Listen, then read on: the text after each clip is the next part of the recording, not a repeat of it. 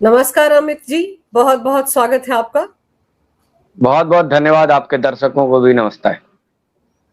अमित जी, अभी केंद्र सरकार ने खुद हलफनामा देकर सुप्रीम कोर्ट में कहा है कि कॉकरोच आंदोलन के दौरान जंतर मंतर पर जिन लोगों ने हिंसा की थी, जो 2873 का आंकड़ा है, इनके ऊपर से केस वापस नहीं लिए जाएंगे। जो छात्र हैं उनको भले ही माफ कर दिया जाएगा। तो इसके बाद से तो जो कॉकरोच आंदोलन से जुड़े हुए सौरभ दास हैं, दीपक, इनको तो मिर्ची लगना तय है। तो अब इनके सामने क्या ऑप्शन है? क्या फिर बैठेंगे धरने पर? बैठेंगे ये धरने पे अपराधियों को छुड़ाने के लिए। इसका मतलब इस देश के आम युवाओं का के सर पे बंदूक रख करके ये आप जिहादियों के लिए, ये रेपिस्ट के लिए, ये बलात्कारियों के लिए, ये हत्यारों के लिए केस लड़ेंगे। इस देश में सोचिए क्या मजाक ये बना करके रख दिए हैं। ये व्यक्ति कह रहा है कि नहीं नहीं अपराधियों का भी केस वापस लो। तो तुम्हारे पिताजी हैं, तुम्हारा क्या संबंध है? या तो तुमने वादा किया होगा इनको कि तुम अपराधी, सारे अपराधियों को कहा था तुम आ जाना, हमारी आड़ में तुम संसद फूंक देना, हमारी आड़ में किसी सांसद को निपटा देना, हमारी आड़ में पुलिस की व्यवस्था को निपटा देना, दिल्ली में आग लगा देना और फिर हम तुम्हें बचा लेंगे। आज अगर ये छात्र नेता है, इनका मामला छात्र का था, इनकी राजनीति छात्र की थी, इनके मुद्दे छात्र हित के थे, तो फिर ये अपराधियों के साथ क्यों खड़े? पहले कह रहे थे ये भाजपा के गुंडे आ गए, अब बाद में कह रहे हो कि भाजपा के गुंडों को बचा रहे, इसका मतलब ये तुम्हारे गुंडे थे और तुम क्यों बचाने लग गए? अगर तुमने कहा था, मैं छात्र की बात है, छात्र की बात है, वो सरकार भी कह रही है, सुप्रीम कोर्ट भी कह रहा है, और मैं पहले दिन ही कहा था, कई भाजपा के समर्थक चिल्लाने लगे थे कि अरे केस वापस ले रहा है। मैंने कहा कि नहीं, बात समझो सरकार की। छात्रों पे कहा गया एक्शन नहीं लिया जाएगा, इसका मतलब छात्र पे एक्शन नहीं लिया जाएगा, लेकिन जो गुंडे हैं, और ये तो फिर ये किस बात से कह रहे हैं कि हाय हाय लड़की को पीट दिया, हाय हाय लड़की को पीट दिया। अरे तू अपराधियों को साथ लेकर के बैठा हुआ है भाई, और तू अपराधियों के लिए बात कर रहा है और खुलेआम बोल रहा है। सोचिए इस देश के किस तरह का आतंक ये है, कितना बड़ा देश के लिए खतरा है ये लोग, जो खुल करके कह रहे हैं कि अपराधियों के केस वापस लेने चाहिए। क्यों लेने चाहिए? ये समझ जाइए कि अगर अपराधियों के केस वापस लेने चाहिए, इसका मतलब ये उमर खालिद का को बेल दे दो, ये वही वाले हैं। शरीर इमाम को बेल दे दो, ये वही वाले हैं जो खुलेआम कह रहा है कि असम को तोड़ दो, कश्मीर को ताला आजाद कर दो, जो कह रहा है कि गजवा हिंद कर दो। ऐसे लोगों के समर्थन में खड़े हो गए। टीवी के पत्रकार चिल्ला रहे हैं, उन लोगों के भी समझ जाना चाहिए कि तुमने किस मतलब डेविल को पैदा कर दिया, तुमने किस डेविल को समाज में स्थापित कर दिया। समझ जाइए कि यह खुलेआम कह रहा है कि अपराधियों के केस वापस ले लो, वो तो पहले अपराध किए हुए हैं। सुप्रीम कोर्ट ने यहां तक कह दिया कि पहली बार किसी ने अपराध किया, हालांकि वो भी गलत था। ये कह रहा है कि कल मीटिंग करेंगे कि सुप्रीम कोर्ट में सरकार ने कैसे कह दिया, हलफनामा दे दिया कि अपराधियों को नहीं छोड़ेंगे। भाई तू मीटिंग कर ले, तू झारखंड कब जाएगा? तुम मीटिंग कर ले, पंजाब के छात्रों का मुद्दा कब उठाएगा? ये इनका एजेंडा नहीं है। इसका मतलब है कि संगठित होकर के इन लोगों ने ही इन अपराधियों को बुलाया था कि हम शांति शांति शांति की बात करेंगे और तुम शांति दूत मिलकर के आग लगा देना। अमित जी, एक चीज और है, सुप्रीम कोर्ट में ये मुद्दा भी उठा है कि जो हिंसा हुई, जिस तरह से पुलिस कर्मियों के साथ इन लोगों ने मारपीट की है, 150 के आसपास दिल्ली पुलिसकर्मी जख्मी हुए हैं। तो कोर्ट में आज एक और याचिका भी थी जिसमें ये कहा गया है कि जवाबदेही तय होनी चाहिए। ये जो आयोजक थे इस कॉकरोच जनता पार्टी के, जिन्होंने ये धरना किया था जंतर मंतर पर, इनकी जवाबदेही तय हो, इन पर भी एक्शन होना चाहिए कि इनके होते हुए वहां पर इतनी हिंसा कैसे भड़क गई, और ये सच में होना चाहिए। मैंने आपके शो में पहले दिन ही कहा था कि मंत्रालय एनटीए का पेपर कराना एनटीए का काम था, और एनटीए को चूंकि सरकार के अधीन आता है तो सरकार की ये जिम्मेदारी बनती थी। आप इस्तीफा मांग रहे थे, तो तुम्हारे कॉल किसने दिया था 20 तारीख को आने का? तुम ही लोगों ने कॉल दिया था ना। तुमने बोला था संसद चलना है, संसद का घेराव करना है, और उसके बीच में जो लोग आए तुम्हारे मंचों से आकर के श्री राम को गाली दी गई, जहां प्रेमानंद महाराज को गाली दी गई, जहां भारत के टुकड़े होने के बात कही गए, जहां कश्मीर की आजादी की बात कही गई, जहां पत्थर चलाए गए, जहां भारत की सेना को के साथ अभद्रता के साथ, अश्लीलता के साथ आप अंगुलियों का इस्तेमाल किया गया, जहां गंदे गंदे इशारे किए गए, जहां गंदे भद्दे शब्दावली का प्रयोग किया गया, इन सारे का जिम्मेवारी आप कैसे बच सकते हैं? अगर एनटीए सरकार चला रही है तो सरकार के मंत्री का इस्तीफा हो गया, तो फिर आपको आपकी ये जिम्मेदारी बनती है कि आपका कार्यक्रम था उसमें ये भेड़िए घुसे कैसे। और आज उन्हीं भेड़ियों के लिए आप रो भी रहे हैं कि इन भेड़ियों पे सरकार क्यों एक्शन ले रही है, तो इसका मतलब है कि पूरी तरह से ही आपके षड्यंत्र का हिस्सा थे। तो आप पर ही जिम्मेदारी बनती है कि आपके मंच से ऐसे ऐसे काम क्यों हुए।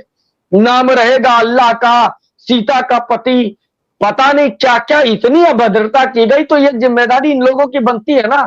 तुम्हारा मंच था, तुम्हारे मंच पे ऐसे लोग क्यों कैसे आ गए?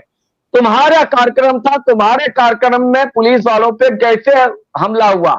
तुम्हारा मंच था, तुम्हारे मंच से, तुम्हारे कार्यक्रम से और तुम्हारा प्रोग्राम, तुम्हारे कॉल से भारत की सेना का अपमान कैसे हो गया, इस बात को तो जानकारी देना पड़ेगा ना। और ये बिल्कुल जिम्मेदारी बनती है सबसे पहले जितने भी हैं, जितने भी योगी जी का मॉडल है ना, कि जितने भी कुछ किया गया है उस सबकी 1 करोड़ रुपया भी दिया है ना कपिल सिब्बल साहब ने इनको। अमित जी, 1 करोड़ रुपया जो दिया गया है, वो सवाल ये उठता है कि ये कॉकरोच जनता पार्टी कोई रजिस्टर्ड पार्टी नहीं है। ये तो एक अकाउंट था इंस्टाग्राम पर, उसके बिना पर ही अपने आप को पार्टी पार्टी कहने लगे। तो ये 1 करोड़ रुपया किस हैसियत से और किस तरीके से दिया गया है? क्या किसी एक शख्स के नाम पर पैसा दिया गया, या दिया भी गया है या नहीं दिया गया है? ये घालमेल भी पता चलना चाहिए ना लोगों को। तुम्हें बहुत चंदा मिला है ना, जितने भी सरकारी संपत्तियों का नुकसान हुआ है इन्हीं लोगों से वसूला जाए। और ये 1 करोड़ रुपया दिया गया, सच में दिया किसी ने? देखा क्या, कैसे दिया भाई? आरटीजीएस किए, एनईएफटी किए, तुम किस अकाउंट में किए, किस अकाउंट से किए? ब्लैक मनी दिए, व्हाइट मनी दिए, या दिए ही नहीं? या तुमने सिर्फ प्रोपेगेंडा फैलाया कि अरे कपिल सिब्बल दे रहे हैं 1 करोड़, यानी और लोग भी देना शुरू कर दो। अरे जब भी ट्रांजैक्शन होगा, ये लोग तो बहुत चिल्ला रहे थे इलेक्टोरल बॉन्ड पे, क्या है कौन पैसा दे रहा है, किसको दे रहा है, पता नहीं चल रहा। अब बता दो कि तुमने किसको पैसा दिया और जिसने तुमने कहां पैसा लिया, कौन से अकाउंट में अभिजीत दीपके ने पैसा लिया, इस बात की भी जानकारी होनी चाहिए, क्योंकि ये पब्लिक प्लेटफॉर्म पे कहा है। और Kapil Sibal officer of the court रहे हैं, इसलिए उनको भी अब साबित करना पड़ेगा। और नहीं तो फिर इसको प्रूफ माना जाए कि और एजेंसी से पूछे कि भाई तूने पैसे किस अकाउंट में लिए, वो तुम्हारा पर्सनल अकाउंट है क्या? तो फिर चंदे के भी रकम को आप व्यक्तिगत रूप से यूज नहीं कर सकते। याद करिए वो राणा अयूब या किसी का प्रकरण था अरफा का, कि वो चंदे के पैसे को ही अपना इस्तेमाल कर रहे थे। ये लोग ये काम करते हैं, चंदा किसी और नाम से लेंगे और अपना इस्तेमाल करने लगेंगे, ऐसा विक्टिम बन जाएंगे। और उसके बाद ये लोग दरअसल मूर्ख बना करके, अंधभक्त बना करके, मोदी विरोध में जो पागल दीमक के तरह जो समाज को खा रहे हैं, खुद को खा रहे हैं, ऐसे लोगों को मूर्ख बना के लिए कपिल सिब्बल को क्या एक स्टेटमेंट देना था, एक स्टेटमेंट दे दिया। वकील क्या करता है, कोर्ट में खड़े होकर एक स्टेटमेंट ही तो देते हैं ना, वो स्टेटमेंट कपिल सिब्बल साहब ने दे दिया और उसके बाद ये लग गए। इसलिए अब सवाल पूछा ही जाना चाहिए इन लोगों से कि पहले एक बार बताओ, झारखंड में तुम मीटिंग कर रहे हो अपराधियों को बचाने के लिए, झारखंड में क्यों नहीं जा रहे हो? झारखंड में तो वीडियो कॉल से हो रहा है। क्या मतलब, वीडियो कॉल से तुमने बोल दिया और आंदोलन हो गया, वीडियो कॉल से इस्तीफा हो गया? वहां यहां भूख हड़ताल कर रहे थे। और आज एक और गंभीर बात बताता हूं, ये अभिजीत दीपके तो समझ में आना चाहिए, ये तमाम ये जो तिलचट्टे थे, कर्नाटक में कांग्रेस अध्यक्ष के बेटा अभी प्रियंक खड़गे ने ऐसी बात कही है, वहां भी पेपर लीक हो गया। जब इस्तीफा मांगा गया तो कहा गया कि पहले 25 दिन भूख हड़ताल करो, फिर हम लाठियां बजाएंगे, फिर हम इस्तीफा देंगे। अब बताइए कि ये प्रियंक खड़गे मजाक बना रहा है, कोई इस पर कुछ नहीं बोल रहा। जितने लोगों की आहत हो गई थी भावना, हाय हाय बच्चों का पेपर लीक हो गया, हाय हाय बच्चे बच्चे बच्चे कहे जा रहे थे, वो सब चुप है। आप सोचिए ना, आप छोड़ दीजिए ये बात को, ये तो आम आदमी पार्टी मतलब फ्रॉड पार्टी, उसके ये लोग चेहरा चमते थे। वो जर्मन शेफर्ड का नौकरी काटने वाला व्यक्ति कितना शुद्ध हो सकता है? वो चाहे विजेता दगिया हो, सौरभ दास हो, ये सब आम आदमी केजरीवाल जैसा फ्रॉड आदमी, फर्जीवाल आदमी के जैसा के साथ रहने वाला व्यक्ति से आप क्या उम्मीद कर सकते हैं? लेकिन जो आम आदमी भाई सोशल मीडिया पे आहत हो रहा था, हाय हाय बच्चे बच्चे बच्चे कह रहे थे, आज उनके गर्व नहीं हो रहे हैं कि वो झारखंड के बच्चों के लिए सवाल करे। आज वही जो आम आदमी था, जो ट्विटर पे, जो सोशल मीडिया पे, फेसबुक पे हाय हाय बच्चे कर रहा था, वो पंजाब के बच्चों के लिए नहीं रो रहा है। तो समझिए कि वो, ये मूर्ख नहीं है, ये धूर्त नहीं है, धूर्त वो लोग था जो रो रहा था आहत होकर के, और जो परेशान हो रहा था आहत होकर के। क्या पंजाब में महिलाओं को पीटा गया तभी इनको नहीं दिख रहा था? इस तरह की और किस तरह की बातें कही गई थी। दिल्ली पुलिस को में प्रमोशन क्या लेते हैं, अपनी मां बहने के साथ डैश डैश डैश कराते हैं। इस तरह की अश्लील बातें करने वाले लोगों को मंच दिया गया। उसके बाद कहता है कि दिल्ली पुलिस पैलेट गनना चला, दिल्ली पुलिस इनको लट ना बजाए। और किसकी सुरक्षा कर रहे थे भाई? संसद की। ये जो नटंकी कर रहे हैं विपक्ष के लोग, अगर संसद में यही है 2870 गुंडे घुस जाते ना, उसके बाद अगर एक खरोच भी हो जाता सांसदों का, तो ये कहते कहां है दिल्ली पुलिस, कहां है अमित शाह। और आज कह रहे बच्चों को मारा, बच्चों को मारा। वो बच्चे हैं, वो जो गुंडा ही कर रहे हैं वो बच्चे हैं, जो गंदी गंदी बातें कर रहे हैं वो बच्चे नजर आते हैं। तुम्हारे घर के बच्चे गंदी बातें करते हैं, तुम्हारे घर में जिहादी पैदा लेते हैं। एक बात और समझ आइए, ये तो स्पष्ट है कि ये लोग आम आदमी पार्टी का कार्यकर्ता था। अब याद करिए ताहिर हुसैन का प्रकरण, मुझे याद है 23 फरवरी, 24 फरवरी, 25 फरवरी 2020 का। इसी जब ताहिर हुसैन का वो वीडियो आया, लाल रंग का टी शर्ट पहने हुए छत से उसका भाई पेट्रोल बम फेंक रहा था, तो संजय सिंह और तमाम आम आदमी पार्टी के नेताओं ने कहा था कि नहीं नहीं, ताहिर हुसैन तो इसमें दोषी ही नहीं है। उस समय भी ताहिर हुसैन को बचाया जा रहा था। याद कीजिए जब भारत तेरे टुकड़े होंगे का नारा लगा था जवाहरलाल नेहरू स्टेडियम में, तो केजरीवाल पहुंच गए थे। ये अपराधियों को बचाने से इनका क्या संबंध है भाई?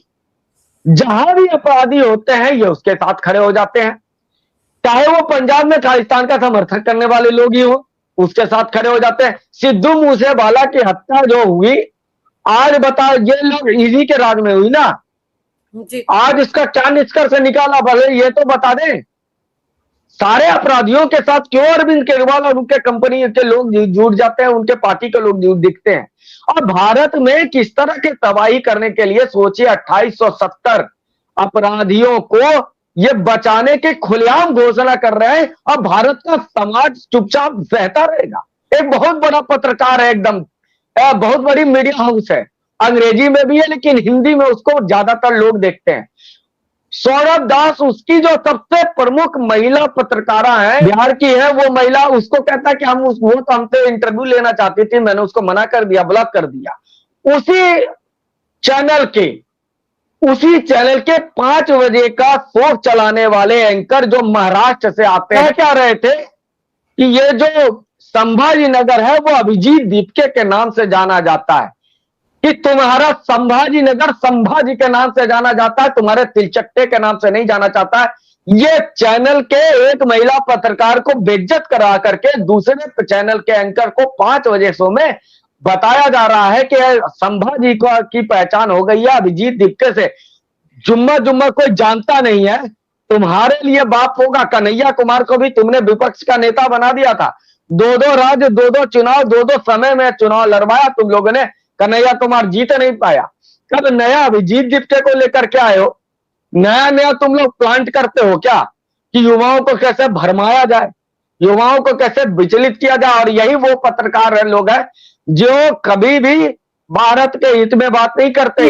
एक और पिटीशन अभी जा रहा है और ये जांच महाराष्ट्र सरकार के पास गई है कि भाई इसके पिता रिटायर्ड डिप्टी इंजीनियर, जिसको ओवरसीयर कहते हैं, डिप्टी इंजीनियर की क्या सैलरी और क्या पेंशन होती है भाई?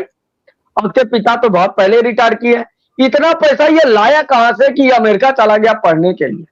क्योंकि अमेरिका में पढ़ने के लिए आपके अकाउंट में और आपका इंश्योरेंस और ये वो मिलाकर के तकरीबन 1.5 करोड़ रुपया होना चाहिए। कहां से पैसा लाया, कहां से इंश्योरेंस लाया भाई? इंश्योरेंस तो छोड़ दीजिए, वो लोन तो छोड़ दीजिए, आपके अकाउंट में वो पैसे इतने होने चाहिए तभी आप वहां पे पढ़ सकते हैं। इतने पैसे ये ला कौन रहा था, कौन फाइनेंस कर रहा था, किसने प्लांट किया था इसको? मतलब सीजीआई कॉकरोच बोलते हैं वकीलों को। भारत में किसी को दिक्कत नहीं होती है, अमेरिका में ये बैठा हुआ इसको आहत हो जाता है। इसलिए क्योंकि अरविंद केजरीवाल उस समय जुडिशरी से लड़ रहे थे स्नेहकांता शर्मा के वाला पूरे मामले में। पूरा खेल इन लोगों का यही था कि भारत को आग लगा लो। लेकिन आज देश के छात्रों से मैं पूछता हूं, देश के युवाओं से मैं पूछता हूं कि तुमने जिसे अपना आदर्श बना करके तुम्हारे जिसके कहने पे तुम आए, वो 2870 बलात्कारियों, हत्यारों, लूट डकैती छिनतई करने वाले लोगों का समर्थन में करा, तो सोचिए तुमने एक डेविल को पैदा कर दिया। जी। और यहाँ पर ये बात भी गौर करने वाली है कि ये इन 2873 की तो पैरवी करने के लिए तैयार है, और कपिल सिब्बल भी उन केसेस को लड़ने को तैयार है। जब 1 करोड़ रुपया देने की बात कही थी तब ये भी कहा था मैं सारे केस लड़ने को तैयार हूं, लेकिन उन छात्रों को कोई नहीं पूछ रहा जो रांची में बैठे हुए हैं, और वो बिल्कुल छात्रों का आंदोलन है। वहां पर तो मंच से बाकायदा घोषणा की गई कि यहाँ आजादी के नारे नहीं लगेंगे, तो वहां पर वो डफली गैंग भी नहीं पहुंच सकता। शायद इसीलिए अभिजीत दिपके या सौरभ दास को फुर्सत नहीं मिल रही वहां जाने की, और ये संभाजी नगर में बैठक करेंगे आगे की स्ट्रेटेजी के लिए। और सौरभ दास को लेकर भी तो कितने खुलासे हो रहे हैं सोशल मीडिया पर कि वो जो पॉश इलाका है दिल्ली का GK1 वहां रहता है, जो घर है उसका वो 8-10 लाख रुपए का हर महीने का किराया है, वो कहां से आता है? जब ये सारे के सारे बेरोजगार है तो इन सबके पैसे कहां से आ रहे? कोई तो फंडिंग कर रहा है। तो जब 1 करोड़ रुपया जो कपिल सिब्बल ने दिया उसकी जांच होनी चाहिए, तो ये भी तो पता चलना चाहिए कि इनको पैसा किसने दिया यहाँ बैठने के लिए, जो जंतर मंतर पर इतने दिन तक बैठे रहे। FCRA बिल क्यों जरूरी है, इस बात को समझ आइए। और कपिल सिब्बल को तो भैया क्लाइंट मिल गया। अब उन पे देखिए एक सवाल हमेशा याद रखिए, कपिल सिब्बल हमेशा मूर्ख बना करके लोगों को पैसा बनाते हैं।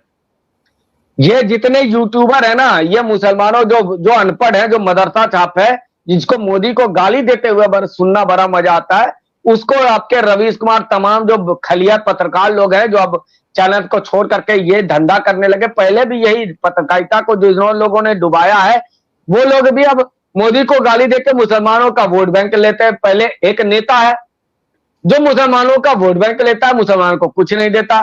एक यूट्यूबर है जो मुसलमानों का व्यूज लेता है, उसको कुछ नहीं देता। एक वकीलों का गैंग है जो उमर खालू, आज बता दीजिए ना, कपिल सिब्बल ने ऐसा कौन सा मामला है जिसको चुनाव लड़ करके वो जीते हैं?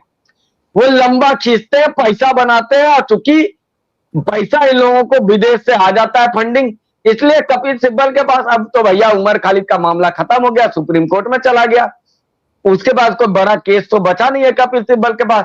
तो इसीलिए ये आ गए थे कि अब इसमें 2870 में गारंटी के साथ बता रहे हैं कि उसमें किस मजहब के ज्यादातर लोग होंगे, ये चीजों समझ में आ रही है।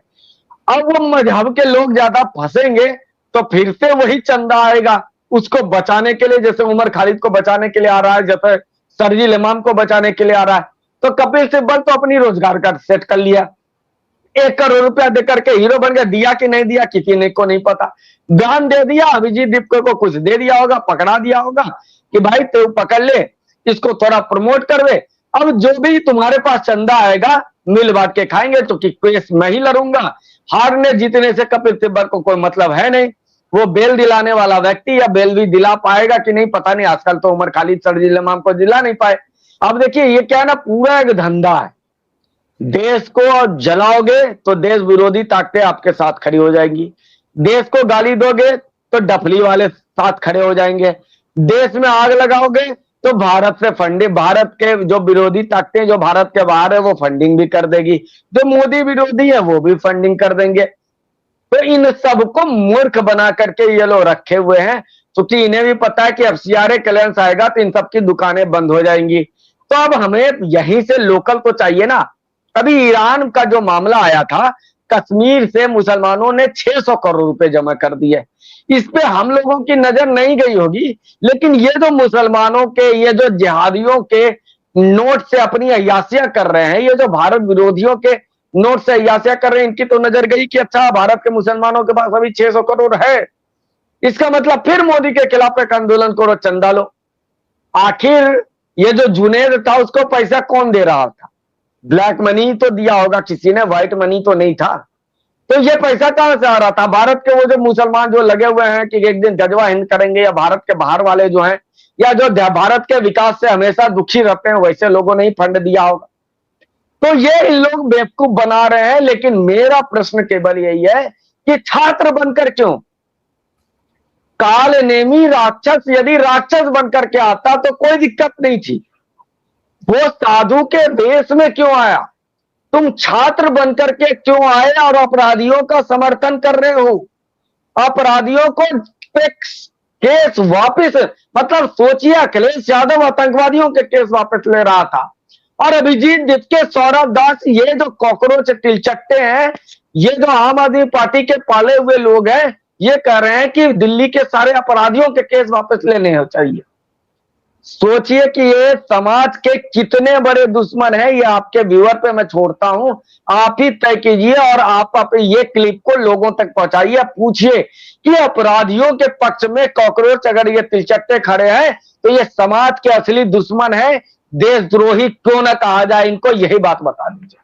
समाजद्रोही, असामाजिक तत्व इन्हें क्यों ना कहा जाए, यही बता दीजिए। कि हरकतें तो सारी की सारी असामाजिक तत्व वाली हैं जो अराजकता फैलाने के मकसद से आए थे।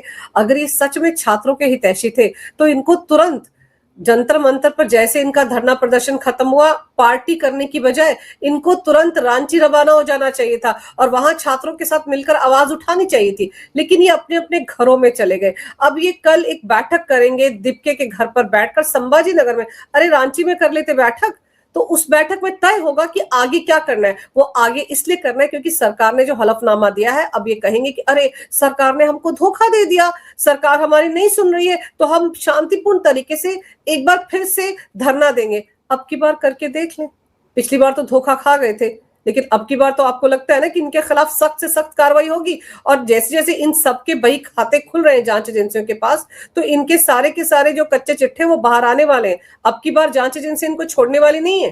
अब सिंपली एक ही चीज, ये भाजपा या भारत सरकार के जो संचार तंत्र है, इससे मेरा निवेदन है कि थोड़ा सा एक्टिव हो जाइए और इन लोगों को नंगा करिए कि ये अपराधियों के पक्ष में धरना देने आए हैं। चलिए प्रधानमंत्री जी या भारत के गृह मंत्री जी और तमाम लोग, आपने कह दिया ये आंदोलनजीवी हैं। कितने आंदोलनजीवियों पे एक्शन लिया है आपने? अब समय है कि आप आंदोलनजीवियों पे एक्शन लीजिए। बिल्कुल आपके साथ देश का जनता का मूड है। ये अब छात्रों का मामला था, माहौल आईटी सेल आपका बर्बाद हो चुका था। सोशल मीडिया में मेटा ने जिस तरह से खेल किया, प्रमोट कराए गए ऐसे ऐसे वीडियोस को, हर वो व्यक्ति जिसका फीड में ऐसी वीडियो नहीं आने चाहिए थे उसके पास पहुंचाया गया। ये मेटा ने जिस तरह से, अमेरिका ने जिस तरह से खेल किया, वो चीजें से आप बाहर आ गए हैं। अब इन लोगों को नंगा कीजिए कि अपराधियों के पक्ष में ये खड़े हैं, अब इसको लठ मारिए। बहुत हो गया आंदोलनजीवियों का। और देखिए आज मेटा को संसदीय समिति ने बताई थी ना, शायद मैं आपके दर्शकों को बता दूं कि मेटा ने जिस तरह से मोदी जी का वो वीडियो गायब किया था, तो पार्लियामेंट्री बोर्ड ने और कमेटी ने उन्हें बुलाया है, वो माफी मांगा है। पार्लियामेंट्री बोर्ड ने बहुत अच्छा एक्शन लिया कि भाई छोड़ दो, माफी वाफी, जिसकी गलती थी उस पर क्या एक्शन लिया बताओ। लेकिन जहां भी आप देश की बात कीजिए, देश के विकास की बात कीजिए, वहां पे व्यूज कम कर दिए जाते हैं, तो हमारे फेसबुक के वीडियोस डाउन कर दिए जाते हैं। लेकिन पता नहीं भाजपा वालों को लगता है मोदी जी के नाम पे जीतेंगे, मोदी जी को जो करना है मोदी जी करेंगे। अब मोदी जी ही को ही करना पड़ता है। इंस्टाग्राम के कारण ही 2024 का आप चुनाव हार गए और इंस्टाग्राम पे भारतीय जनता पार्टी है ही नहीं ढंग से। मोदी जी पहली बार आएंगे तब इंस्टाग्राम चलेगा। 3 साल से सोचिए, भारतीय जनता पार्टी विश्व की सबसे बड़ी पार्टी जिसके पास अच्छे पढ़े लिखे लोगों की जमात है, वो पार्टी इंस्टाग्राम पे है ही नहीं एक्टिव। सोचिए ये क्या मीडिया सेल, क्या आईटी सेल चला रहे हैं, इस पर भी बड़ा प्रश्न है। क्या सरकार चला रहे हैं? सोचिए किस तरह का वेंडर के चक्कर में ये फंस गए हैं ये लोग। लेकिन अब जनता नाराज है, अब जनता इन्हें कुटेगी। आए तो जरा अपराधियों को कहे कि अपराधियों, मैं तो कह रहा हूं कि दिल्ली पुलिस फोटो, अपराधी का फोटो और अपराध कौन सा है वो नाम डाल दे और जनता से पूछे कि बताओ इसको तुम छुड़वाना चाहते हो क्या, और फिर जनता इनको बता देगी कि ये जो कर रहे हैं अपराधियों को छुड़ाने की कोशिश, कैसी इनको लठ मारी जाएगी। बिल्कुल, अब तो इसी तरीके से ही इनके साथ होना चाहिए क्योंकि नरमी के साथ बहुत कुछ हो गया है। और नरमी में देख लो इन्होंने क्या कांड कर दिया, संसद भवन की तरफ मार्च कर दिया। 100 मीटर की दूरी पर थे तब दिल्ली पुलिस ने लाठियां भांजी थी। अगर उस वक्त भी दिल्ली पुलिस एक्शन में नहीं आती तो पता नहीं क्या अनर्थ हो जाता।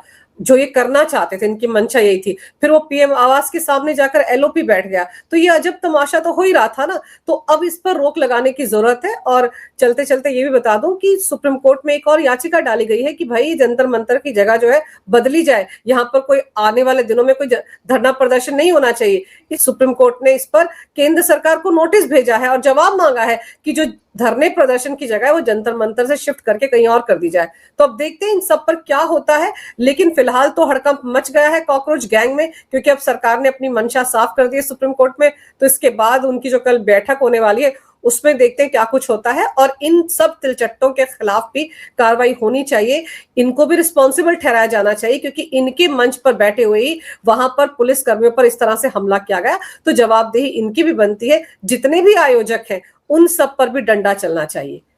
अमित जी, आपने बड़े ही विस्तार से इस विषय पर बहुत अहम जानकारी मेरे दर्शकों को दी, मेरे लिए समय निकाला, इसके लिए आपका बहुत बहुत धन्यवाद। नमस्कार। बहुत बहुत भारत धन्यवाद। जय, वंदे मातरम, जय हिंद। वंदे मातरम।